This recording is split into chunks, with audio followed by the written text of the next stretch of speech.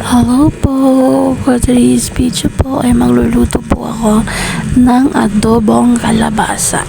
Isa po to sa pinaka-paborito ko pong gulay. At ang gusto ko po sa luto ng kalabasa ay yung adobong kalabasa. Yung lahat talaga kalabasa lang, wala pong ibang gulay na gamitin. Gusto ko lang po kalabasa. Kaya ngayong gabi magluluto po ako ng favorite food at gulay ko po ngayong gabi. Syempre para din naman sa ulam namin, kung sinong gusto kumain, syempre pakakainin alangan naman. Ang dami kaya nito, kaya iniisa-isa ko na po siyang hiwain, balatan. Ay, hindi ko na pala siya binalatan kasi sabi nga nila ang vitamins daw nasa balat ng kalabasa. Char. Kaya po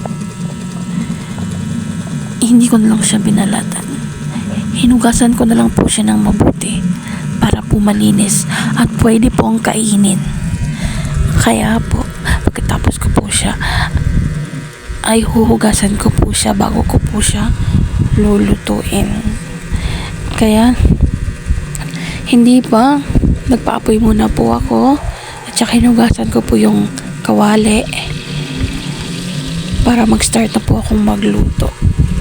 Nilagay ko na po yung mantika at hinugasan ko na po yung ang kalabasa para mas malinis po talaga, at nilagay ko na po at saka hinalo-halo ko po.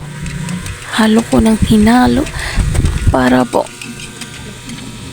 madali po siyang maluto at pantay po siya pagkaluto, kasi minsan po pag hindi po siya masyadong hinahalo, yung ibang kalabasa po luto, yung iba hindi. Kaya tinatakpan ko muna siya, nilalagyan ko muna po siya ng tubig at saka tinatakpan ko. Then lalagyan ko po siya ng mga seasoning, tuyo at saka kaunting tubig, at saka hinahalo-halo ko na lang po siya. At saka pagkatapos po tinatakpan ko para pag balik ko naman, hahaluin ko naman para pantay po yung pagkaluto po ng adobong kalabasa. Masarap po to siya, para po siyang sweet potato. Kaya paborito ko po talaga kalabasa. Ito na po, luto na po. At saka ready na po. Kakain na po ang Ferzan. Kaya salamat po. Thank you for watching. Bye-bye.